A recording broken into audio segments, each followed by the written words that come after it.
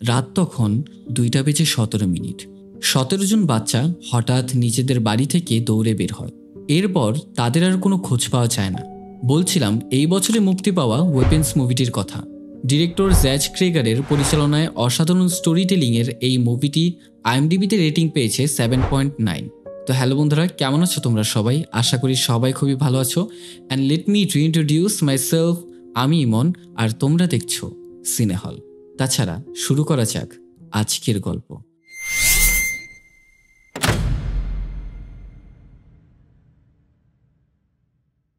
মেব্রোক middle স্কুলের একই ক্লাসের 18 জন শিক্ষার্থীর 17 জনই আজকে অনুপস্থিত। একজন বাচ্চা এসেছে, তার নাম অ্যালেক্স। এই ক্লাসের টিচার জাস্টিন বাচ্চাদের উপস্থিত না দেখতে পেয়ে কিছুটা অবাক। অ্যালেক্স এক কোণে বসে কাঁদছে। জাস্টিন তাকে জিজ্ঞাসা করে, বাকিরা কোথায় গেল? অ্যালেক্স আবছা স্বরে বলে, ওরা সবাই চলে গেছে। একই ক্লাসের এই 17 জন বাচ্চা একসাথে নিখোঁজ হওয়ার ঘটনায় শহরে সাড়া ফেলে দেয়, কিন্তু পুলিশি তদন্তে তারা কিছুই জানতে পারে না। শুধু এইটুকুই জানা যায়, বাচ্চারা সকলে রাত ঠিক 2:17 নিজেদের বাসা ছেড়ে দৌড়ে পালায়। দৌড়ের ধরন ছিল কিছুটা অদ্ভুত।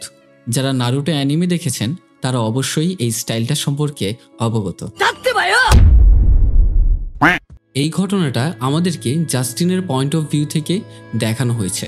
বেশ কিছুদিন হলো বাচ্চাদের কোনো খোঁজ না পাওয়ায় স্কুল কর্তৃপক্ষ আবার স্কুল পুনরায় চালু করার সিদ্ধান্ত নিয়ে একটা প্যারেন্ট টিচার মিটিং আয়োজন করে, যেখানে নিখোঁজদের বাবা মায়েরও উপস্থিত ছিল। তাদের মধ্যে একজন, যার নাম আর্চার, সব দোষ জাস্টিনকে দিচ্ছিল। তার ভাষ্যমতে জাস্টিন হয়তো বাচ্চাদের এমন কিছু শিখিয়েছে যার জন্য বাচ্চারা বাড়ি ছেড়েছে। বাকিরাও আর্চারের কথায় সমর্থন করলে স্কুলের প্রিন্সিপাল মার্কাস তাকে ডিফেন্ড করে। তাতে পরিস্থিতি গরম হয়ে যায় আর পুলিশি পাহারায় তাকে এখান থেকে সরানো হয়। পুলিশ থেকে জিজ্ঞাসাবাদ করলে জাস্টিন জানায় সে এই ব্যাপারে কিছু জানে না। এই সব কিছু নিয়ে হতাশাগ্রস্ত জাস্টিন দোকানে 2 বোতল মদ কিনতে গেল। সেখানে জেমস নামের এক মাদকাসক্ত লোক তার কাছে নেশা করার জন্য কিছু টাকা চায়। জাস্টিন তাকে পাত্তা না দিয়ে কোনো রকমে তাড়াহুড়ো করে সেখান থেকে বের হয়ে চলে যায়, কারণ অলরেডি সে নিখোঁজ বাচ্চাদের অভিভাবকরা তাকে আননোন নাম্বার থেকে কল করে হুমকি দিচ্ছিল। এই জন্য সে কিছুটা আতঙ্কিত ছিল। তার ভয় ছিল কেউ যদি তার উপর হামলা করে বসে। রাতে জাস্টিনের বাড়ির দরজায় জোরে জোরে কেউ ধাক্কা দেয়, তাকে অনেকভাবে ভয় দেখানোর চেষ্টা করছিল। এক পর্যায়ে জাস্টিন আর ঘরের ভেতরে বসে থাকতে না পেরে বাইরে বেরিয়ে এলো। সে কাউকে দেখতে পেল না, কিন্তু তার গাড়ির উপর কেউ লাল রং দিয়ে বড় বড় করে উইচ শব্দটি লিখে চলে গেছে। পরের দিন সকালে অনেক ঘষা মাজার পরও জাস্টিন গাড়ির লেখাটি তুলতে না পেরে কিছুটা ক্ষোভ নিয়ে থানায় কমপ্লেন করতে চায়। বেরোনোর সময় আমরা পল নামের এক পুলিশ অফিসারের সাথে জাস্টিনের কিছুটা ভাব দেখতে পাই। ওই প্রতিনিয়ত তাদের মাঝে হাই হ্যালো হয়ে থাকে। জাস্টিন স্কুলে মার্কাসের সাথে কথা বলতে এসেছে। মার্কাসকে জানায় তার অ্যালেক্সের সাথে কথা বলাটা খুব জরুরি। প্রিন্সিপাল মার্কাস পরিষ্কারভাবে জানিয়ে দেয় সেটা সম্ভব না। এমনিতেই অ্যালেক্সকে অনেক রকম জিজ্ঞাসাবাদের মুখে পড়তে হয়েছে, কারণ অ্যালেক্সই ক্লাসের একমাত্র বাচ্চা যে কিনা বাকিদের মতো নিখোঁজ হয়নি। মার্কাস জাস্টিনকে বুঝিয়ে বলে অভিভাবকদের বোঝাতে, আর পরিস্থিতি কিছুটা ঠান্ডা হতে সময় লাগতে পারে। এই সময়টা যেন জাস্টিন স্কুল থেকে ব্রেক নেয়। এত কিছুর পরেও জাস্টিন লুকিয়ে লুকিয়ে অ্যালেক্সকে নজরে রাখত। সেদিন রাতে জাস্টিন একটি বারে যায়। সে কাউকে মেসেজ করে, তারপর আমরা পলকে দেখতে পাই। জাস্টিন ও পল এই সব ঘটনাগুলো নিয়ে আলোচনা করে। এক পর্যায়ে জাস্টিন পলকে জোরাজুরি করে অ্যালকোহল খাওয়ানোর জন্য। সে নিজেও মাতাল অবস্থায় ছিল। পল অ্যালকোহল নিলে তারা ইন্টিমেট হয়। আসলে পল জাস্টিনের সাথে পরকীয়া করছে। যদিও জাস্টিন পলের স্ত্রী ডোনা সম্পর্কে জেনে শুনেও পলের সাথে সম্পর্ক চালিয়ে যাচ্ছে for the time pass. Justin এই সম্পর্কটায় একদম সিরিয়াস ছিল না। 30 বছর বয়সেই জাস্টিনের সামাজিক স্ট্যাটাস আর লাইফস্টাইল কোনো কিছুই একজন শিক্ষক হিসেবে স্বচ্ছ ছিল না। সাথে তার ক্লাসের বাচ্চারাই নিখোঁজ। এই জন্য সন্দেহের তীর তার দিকেই আগিয়ে এসেছে। পরদিন সকালে একটা দোকানে শপিং করার সময় পলের স্ত্রী ডোনা জাস্টিনের ওপর হামলা করে। সেখান থেকে জাস্টিন কোনো রকম পালিয়ে বাঁচে। দোকানদার ডোনাকে সামলে নেয়। এরপর জাস্টিন যথারীতি অ্যালেক্সের পিছু নেয় আর তার সাথে কথা বলার চেষ্টা করে। অ্যালেক্স ব্যাপারটা টের পেয়ে জাস্টিনকে পিছু নিতে বারণ করে এবং সে পালিয়ে যায়। জাস্টিন তবুও অ্যালেক্সের পিছু করতে করতে তার বাড়িতে পৌঁছায়। জাস্টিন লক্ষ্য করে অ্যালেক্সের বাড়ির প্রতিটি জানালা কাগজ দিয়ে সিল করা। একটা জানালার কাগজ কিছুটা আলগা থাকায় সে ওইখানটাতে দিয়ে উকি দেয়। জাস্টিন দেখতে পায় অ্যালেক্সের বাবা মা অদ্ভুতভাবে মূর্তির মতো চেয়ারে বসেছিল, যেন তাদের দেহে প্রাণ নেই। যেটা দেখার সাথে সাথে জাস্টিন চমকে যায় আর তার গাড়িতে বাড়ি ফেরার পথে প্রিন্সিপাল মার্কাসকে কল করে অ্যালেক্সের বাড়িটা লিগালি তল্লাশি করার জন্য অনুরোধ করছিল। সে তাকে বোঝানোর চেষ্টা করছিল অ্যালেক্স হয়তো কোনো বিপদের মধ্যে পড়ে থাকতে পারে। সে নিজের বাড়িতে ঘুমানোর চেষ্টা করলে বারবার স্বপ্নে স্কুলে বাচ্চাদের এবং একজন বুড়ি জোকারের মতো দেখতে মহিলাকে দেখছিল।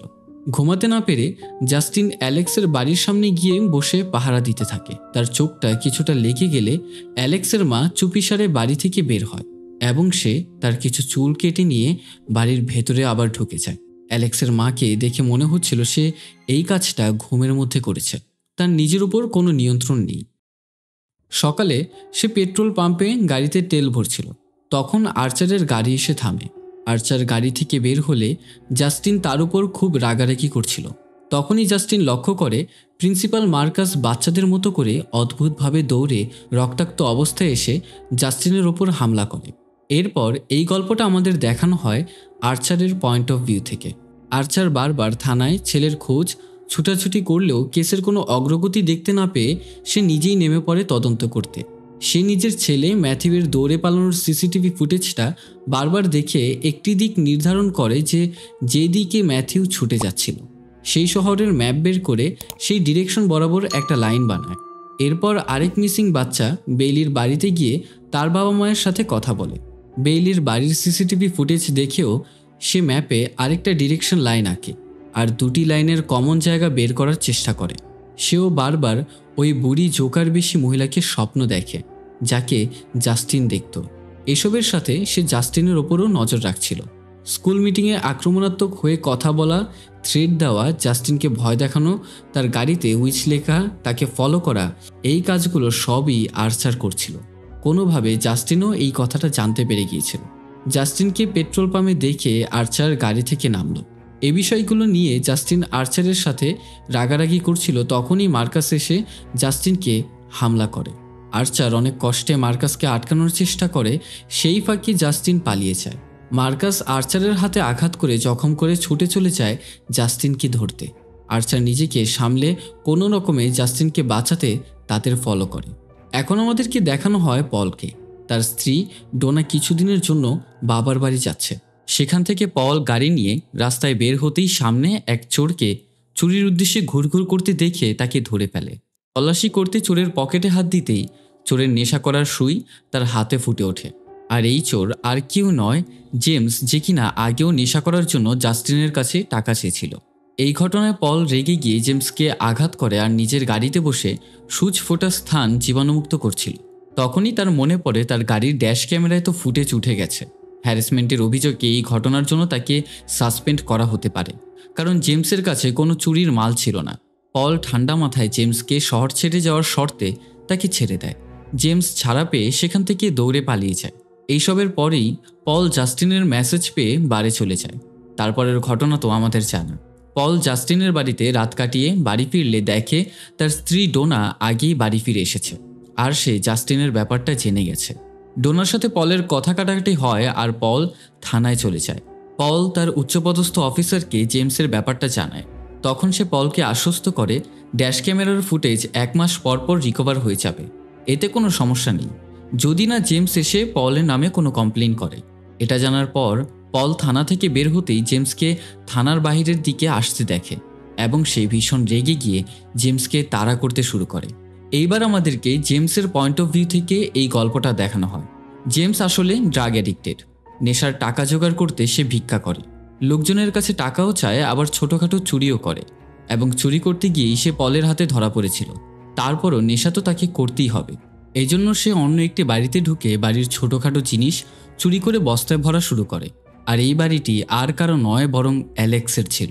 বাড়িতে ঢুকে জেমস অ্যালেক্সের বাবা মাকে স্ট্যাচুর মতো বসে থাকতে দেখে। ঘুরতে ঘুরতে একটা রুমে সে নিখোঁজ 17 জন বাচ্চাকে একসাথে দেখতে পায়। তারা সবাই ঘুরে জেমসের দিকে তাকাতেই সে ভয় পেয়ে যায়। অ্যালেক্সের বাবা মা তাকে আক্রমণ করতে আসলে বস্তা হাতে নিয়ে সে বাড়ি থেকে পালিয়ে আসে। জেমস চুরি করা মালামাল এক দোকানে বিক্রি করতে এসেছিল। ওই দোকানে নিখোঁজ বাচ্চাদের ছবি সহ হারানো বিজ্ঞপ্তি দেওয়া ছিল, যেখানে বাচ্চাদের খোঁজ দিতে পারলে পুরস্কার হিসেবে $50,000 কথা উল্লেখ আছে। টাকার লোভে পড়ে জেমস থানায় কল দিয়ে জানায় বাচ্চাদের খোঁজ দিতে পারবে সে। পুলিশরা তার কথা সিরিয়াসলি নেয় না, এই জন্য তাকে থানায় আসতে বলে রিপোর্ট করতে বলে। জেমস যখন থানায় যাচ্ছিল তখন পল তাকে দেখে ধাওয়া করে এবং সে ভয়ে জঙ্গলের ভেতরে ঢুকে পড়ে। সেখানে জেমসও সেই একই বুড়ি মহিলা যে কিনা জোকারের মতো সেজেছিল তাকে দেখতে পায়। মহিলাটি তাকে হাত দিয়ে ইশারা করছিল আর বিচ্ছিরিভাবে হাসছিল। ভয় পেয়ে জেমস নিজের তাঁবুতে চলে যায়।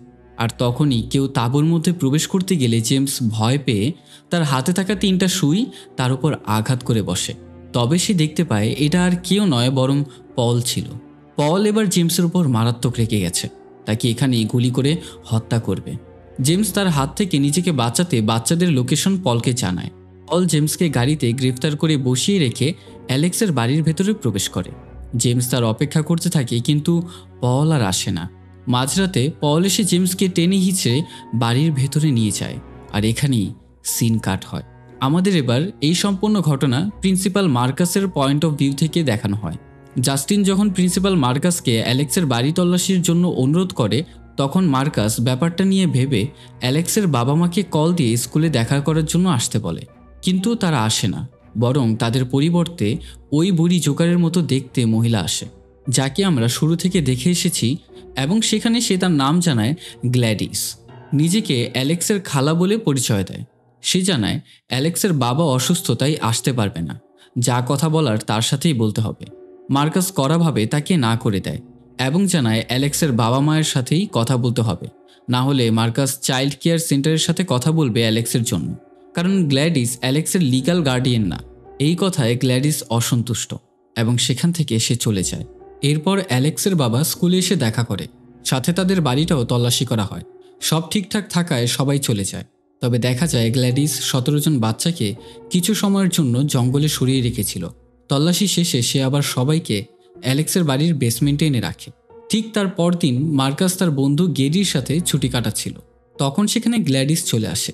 দরজায় দাঁড়িয়ে উল্টাপাল্টা কথা বলাতে মার্কাস রেগে যায়, কিন্তু গ্ল্যাডিস পানি খাওয়ার নাম করে বাসায় ঢুকে। মার্কাস তাকে গ্লাসে পানি দিতে চাইলে সে জানায় তার গামলায় পানি খাওয়ার অভ্যাস আছে। মার্কাস তাকে একটা গামলায় পানি দিল। গ্ল্যাডিস নিচের ব্যাগ থেকে একটা কাঁটাযুক্ত গাছের ডাল বের করে তাতে একটা রিবন পেঁচানো শুরু করলো। সেই সাথে মার্কাস রিবনটা দেখে চিনে ফেলে এটা তার অফিসের রিবন। গ্ল্যাডিস ডালের কাটার সাথে নিজের হাত কেটে রক্ত মাখছিল। রক্ত দেখে গেরি ফার্স্ট এইড আনতে গেলে গ্ল্যাডিস একটা কাপড় চায়। গেরি কাপড় দিতে গেলে গ্ল্যাডিস গেরির একগুচ্ছ চুল হুট করেই কেটে নেয়। এটা দেখে মার্কাস আরও রেগে গিয়ে পুলিশকে কল করার চেষ্টা করলে সেই সময় গ্ল্যাডিস গেরির চুলগুলো ডালটিতে পেঁচিয়ে ডালটা ভেঙে ফেলে। আর তখনই মার্কাস মারাত্মক বশীকরণের প্রভাবে হামলে পড়ে গেরির ওপর। গেরিকে মাথা দিয়ে আঘাত করতে করতে মাথা ভেঙে খুব নৃশংসভাবে মেরে ফেলে। তখন গ্ল্যাডিস ভাঙা ডালটা গামলার পানিতে ফেলে দেয়। মার্কাস তখনও বশীকরণের মধ্যেই ছিল আর তার শরীর কাঁপছিল। আসলে গ্ল্যাডিস এই ডালের মাধ্যমে একজন মানুষকে বশ করে আরেকজনকে মারার সুপারি দিচ্ছিল। এই মানুষগুলোর একমাত্র লক্ষ্য কমান্ড মাফিক কাজ করা। গ্ল্যাডিস মানুষকে বশ করে জলজন্ত ওয়েপেনের মতো ব্যবহার করে। ঠিক এই জন্যই এই মুভির নামটি হয় ওয়েপেন্স। এরপর গ্ল্যাডিস একগুচ্ছ সোনালি চুল বের করে একই কাজ করতে শুরু করে। বুঝতে বাকি নেই এই চুলগুলো জাস্টিনের। অন্যদিকে সুপার শপের ভেতরে জাস্টিন পালানোর চেষ্টা করছে আর মার্কাস সব ভেঙে চুরে তাকে ফলো করছে, যেন তার একটাই লক্ষ্য জাস্টিনকে শেষ করা।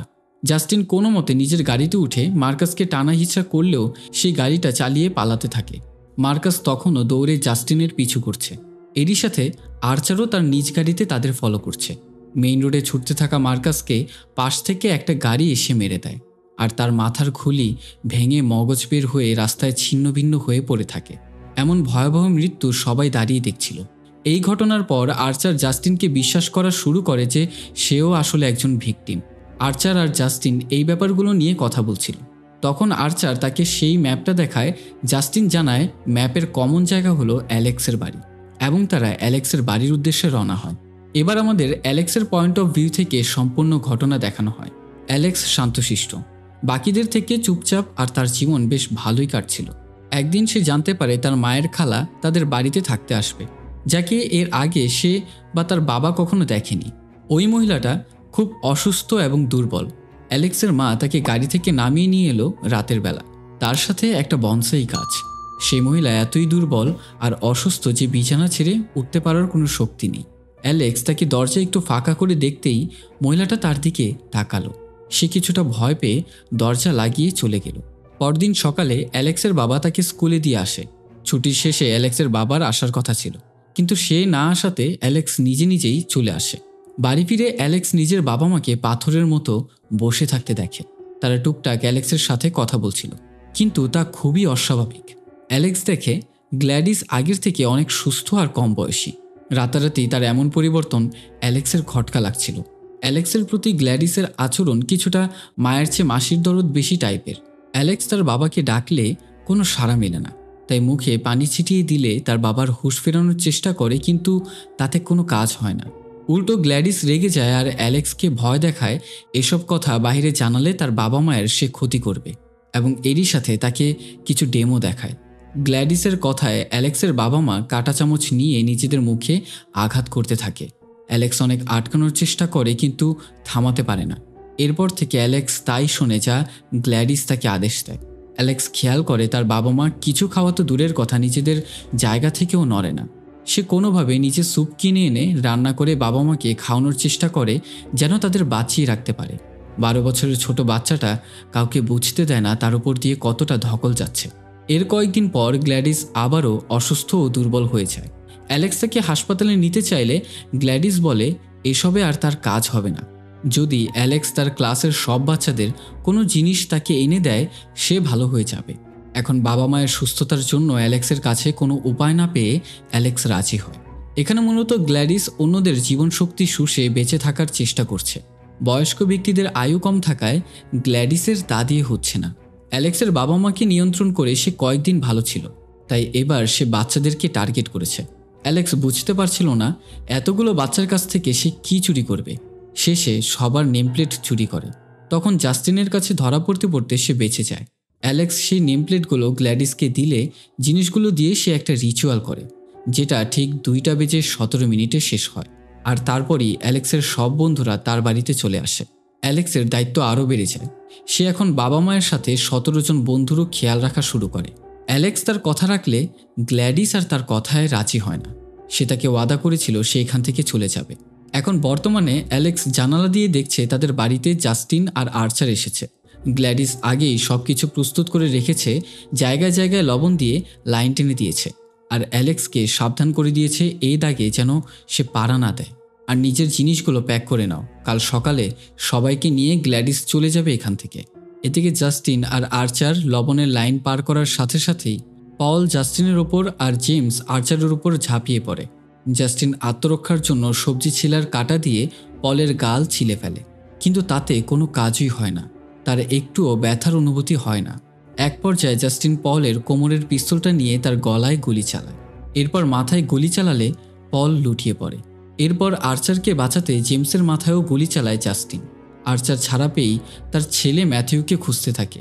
শেষে বেসমেন্টে গিয়ে ম্যাথিউকে খুঁজে পায়, আর সেখানে গ্ল্যাডিস আচমকা হাজির হয়। আর সেখানে আর্চারকে সে বশ করে জাস্টিনকে মারার কমান্ড দেয়। আর্চার এসে জাস্টিনের ওপর আক্রমণ করে।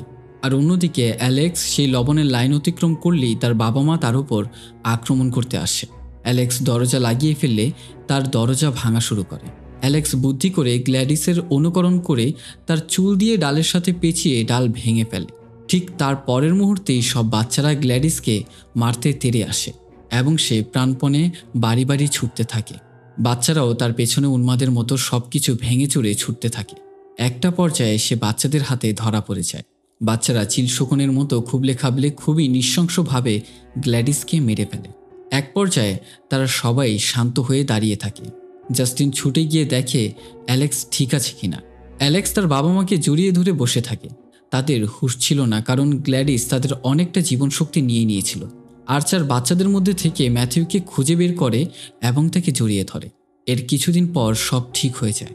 আসলে গ্ল্যাডিস অমর হতে চেয়েছিল অন্যের জীবনশক্তি নিয়ে, কিন্তু পৃথিবীতে জীবনের চিরন্তন সত্য হলো মৃত্যু। এই সত্যটা মানতে না পারায় গ্ল্যাডিসকে চরম শাস্তি ভোগ করতে হয়েছে। তো এই ছিল ওয়েপেন্স মুভির গল্প।